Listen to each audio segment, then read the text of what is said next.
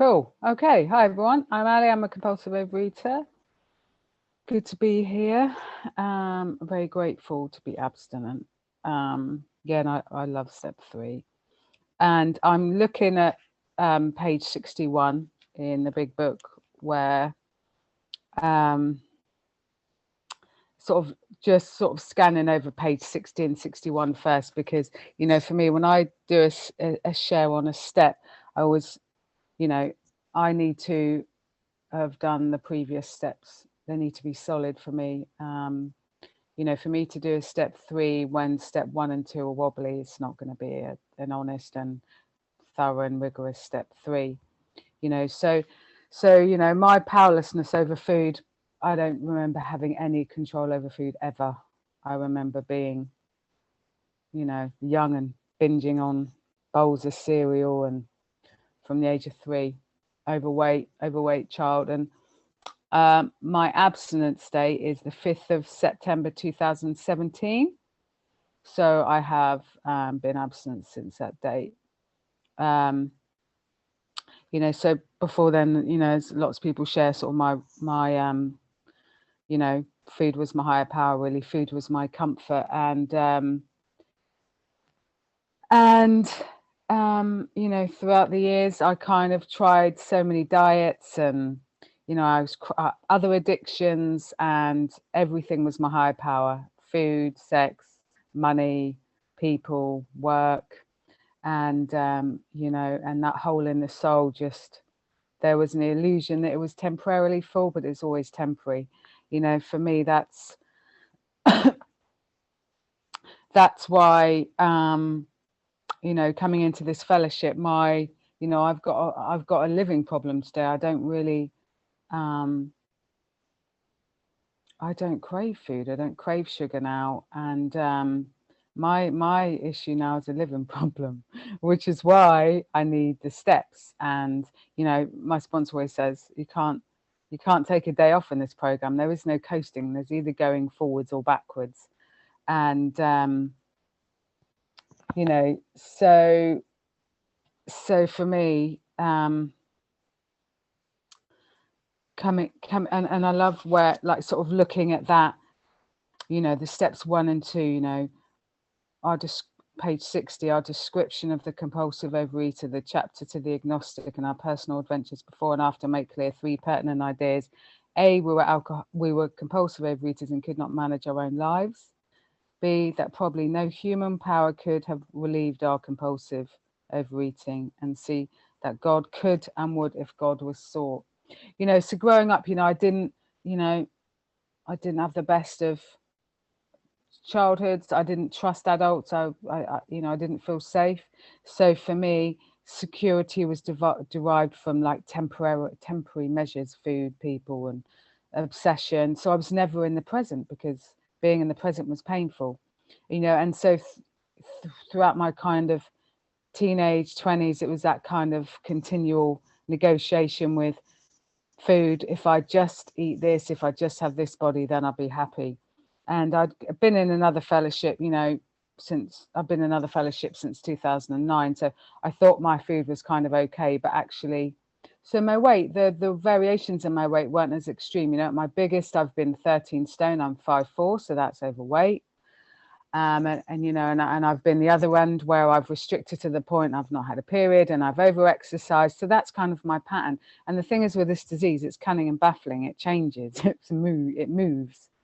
So when you think you got it, you know, and I've tried fasting, I've tried, you know, all kinds of things to think out for that illusion of control. And looking at sort of page 62, halfway down, it kind of says, so our troubles, we think, are basically of our own making. They arise out of ourselves, and the alcoholic, the compulsive overeater, is an extreme example of self-will run riot. So, you know, for me, I don't want this to be about, oh, I was a bad person before I got in recovery. I don't believe I was ever a bad person. Were my behavior suspect? Yes. Was I selfish? Am I selfish? Am I self-seeking? Yes. And these are based on fear, you know, that I'm not good enough, that I need to do something to, you know. So yeah, I use people. I I didn't have the confidence or the self-belief to just be me. So for me, life was about shortcuts and about forcing things and forcing people to be in relationship with me, or trying to change myself for people to like me. And you know, and it says here, above everything, we compulsive overeaters must be rid of this selfishness. We must, or it kills us. You know, and when I got into recovery, sort of OA recovery 2017, and worked with my sponsor, you know, that was the first time I was really willing to let go of food, you know. And I wasn't overweight when I came into OA, but I could feel the calorie restricting starting to come into my head, and I just really, the compulsion came in. And you know, and then working with my sponsor and doing that thorough step 1, yeah, I had no problem. I knew I was powerless. And 2, working in other fellowships, you know, coming to believe I had that. And but 3, you know, was I really willing to make that decision? Was I really willing to say, God, I offer myself to thee, to build with me and do with me as thou wilt. Relieve me of the bondage of self, that I may better do thy will. Was I really willing? Never until I got into OA was I. No. There was always, I would say, I always thought I had control over food. I always thought I had control over my job, people, my dating, you know, and then, you know, I just, you know, and that's where the food plan comes in, really. And just, I was 100% willing to follow the food plan. And yes, was I worried about putting on weight? 'Cause it felt like a lot of food. Yes. But, you know, this just shows you that we haven't got a clue. I haven't got a clue. Like, I followed the food plan and I lost weight. Not much, but, you know, it just shows, doesn't it, the insanity of my thinking. And you know what? I am still insane. I've been in recovery a while, you know, I've been abstinent for a while. You know, there are days where I do feel peace a lot of the time, but actually I am an addict. And recently, last, was it? Yeah, no, only like a couple of days ago, I just, you know, one of my defects is perfectionism. And I never really admitted that before because I thought I wasn't good enough to be perfect. So I know that's just insane. So, you know, my head was just out to get me. And what it does, and that's this disease, it's so cunning and baffling because it convinces you it's not the disease that's making you think that. You're thinking that because it's really happening. So, Ali, you're not good enough. Your hair looks shite. You're an irritant. You're a failure. You can't get your job right.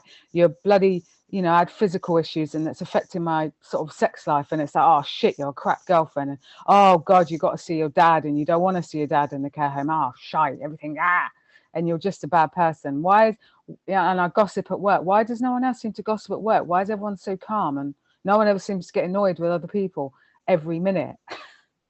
Why are you? And yeah, and it's just this constant compulsive, and that's the thing. And that disease left. Where does it say in here? You know, for me, that's the selfishness, self-centered, that we think is the root of our troubles, driven by 100 forms of fear, self-delusion, self-seeking, and self-pity.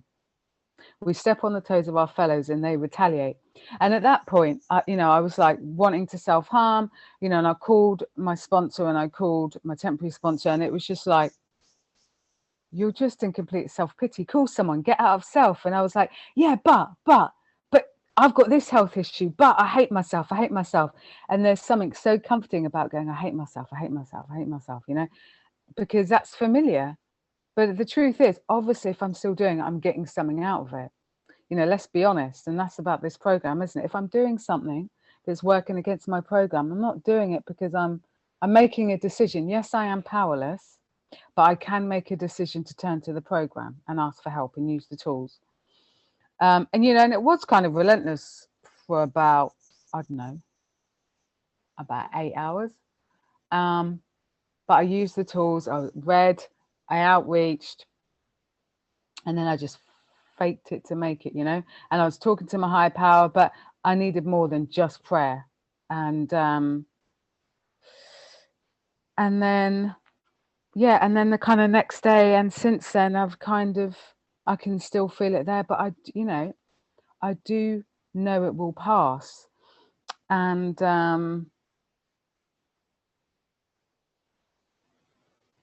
then it says, you know, like this, we had to quit playing God, you know, so can I do anything about the fact that my siblings don't make an effort to see my dad? Five more minutes, God, please. that's gone quick. Thanks. Thank you. Can I do anything about the fact that my siblings don't really go and see my father in the care home? 5 more minutes, please. Yeah, I heard. Thanks, Caroline. You know, can I do anything about that? No. Do I want to be a good daughter, and do I want to have seen my dad? Yes. So bring it back to me, you know. Do I want my colleagues to tell me I'm great all the time? Yes. Do I want my manager to tell me I'm great all the time? You know, and you know, and I've got this fear at the moment. I'm going to Tenerife next week with my partner for 10 days, and I'm just terrified I'm going to get COVID. I mean, Christ's sake, Ali, why didn't you look around you at like wars in other parts of the world? You know, like it's kind of a high class problem. But, you know, and I think there's a bit of self-sabotage in my head, because actually I'm happy, life's good, work's good, relationships good, friendships are good, recovery is good. But you know what? My head is out to get me. So if I'm happy, it's out to get me. If I'm sad, it's out to get me. If I'm angry, it's out to get me. You know, and I'm not saying this is like a drama. It's just, that is just who I am. And what I struggle with at times is the self-acceptance that, you know, and just that it is a disease of the mind. And, you know, like I say, I wake up in the morning, I'm annoyed, I'm tired, I've got to see, you know, I worked late last night, seeing dad today, I'm irritated, hungry, lonely, tired. And, you know, and then it's the thinking, okay, right, well, I'm annoyed, I'm going to be resentful at my siblings, going to sit here and be resentful about an hour. Then I'm going to go, then it's lunchtime, then I'm going to go to the kitchen, and before I know it, I've put food in my mouth. And the thing is, that is how this disease works. I can't afford to go insane before my next meal. I need to sort it out before my next meal, otherwise I'm in trouble. And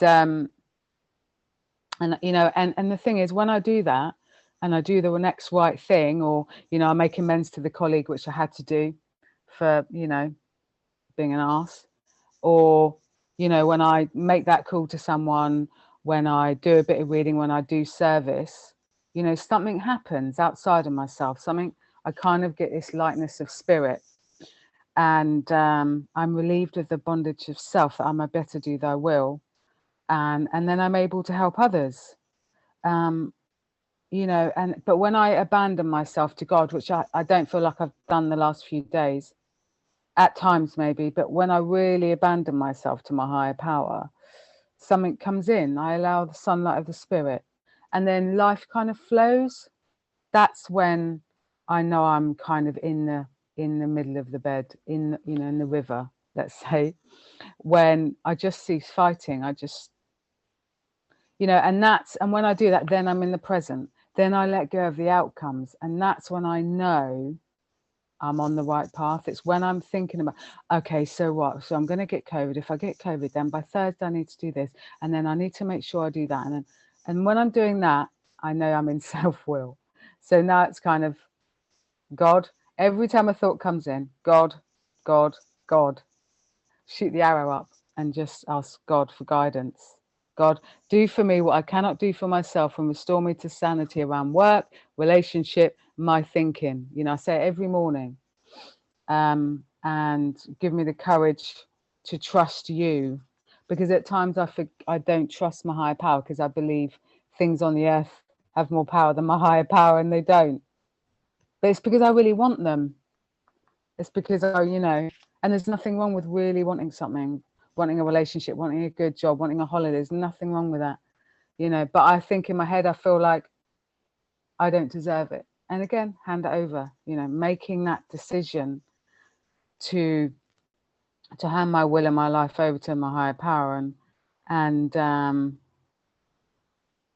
I think, you know, it'd be nearly 2 years now that my mum died. And I think for me, when she died, you know, there was a lot of pain in that relationship, you know. And when she died, yes, I was sad, but there was also a lot of relief, because it's painful being the daughter of a paranoid schizophrenic, and actually, you know, God, having this program, I just was able to give myself the gift of grief. And also, I'd made amends to her on every level, and I was the last person that spoke to her. And before she, you know, before she died, I was able to look her in the eye and over Zoom because of lockdown, but tell her I love her and that I think about her every day. And those were my last words to her.